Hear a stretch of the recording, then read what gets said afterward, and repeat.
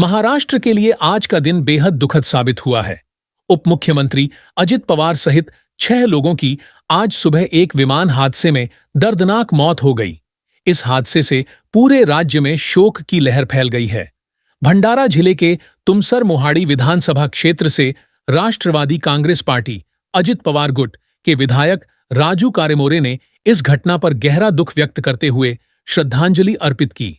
उन्होंने कहा कि आज का दिन महाराष्ट्र के लिए एक काला दिन है। विधायक राजू कारेमोरे ने बताया कि अजित पवार का निधन पार्टी और राज्य के लिए कभी न भरने वाली क्षति है। उन्होंने कहा कि जनसेवा के प्रति अजित पवार का समर्पण हमेशा याद रखा जाएगा। इस दुखद घड़ी में कारेमोरे परिवार की ओर से भी दिवंगत आत्मा को भावपूर्ण श्रद्धांजलि दी गई। पूरा महाराष्ट्र इस हादसे से शोकाकुल है और ईश्वर से दिवंगत आत्माओं की शांति तथा उनके परिवारजनों को इस अपार दुख को सहन करने की शक्ति देने की प्रार्थना की जा रही है। आज महाराष्ट्रासाठी काळा दिवस आहे। महाराष्ट्राचे उपमुख्यमंत्री राष्ट्रवादी काँग्रेस पक्षाचे देशाचे अध्यक्ष अजित पवार साहेब यांच्या अकाली अपघाती विमानाने आपला मृत्यू झालेला आहे। राज्यासह देशाची खूप हानी झालेली आहे।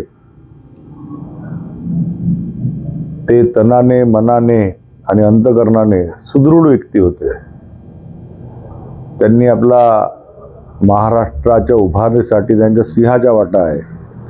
त्यांनी अहोरात्र आपला रात्रंदिवस ते महाराष्ट्राच्या विकासासाठी झटलेले आहेत आणि अशा नेत्याचा मृत्यू होणे म्हणजे ही भरून न निघणारी आपला पोकळी आहे, कधीही आपला भरणार नाही।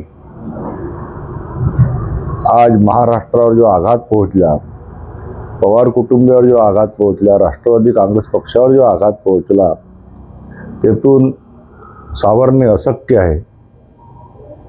मी तुमसर विधानसभेतील तमाम जनतेतर्फे, राष्ट्रवादी काँग्रेस पक्षातर्फे, कारेमोरे परिवारातर्फे श्रद्धांजली अर्पित करतो।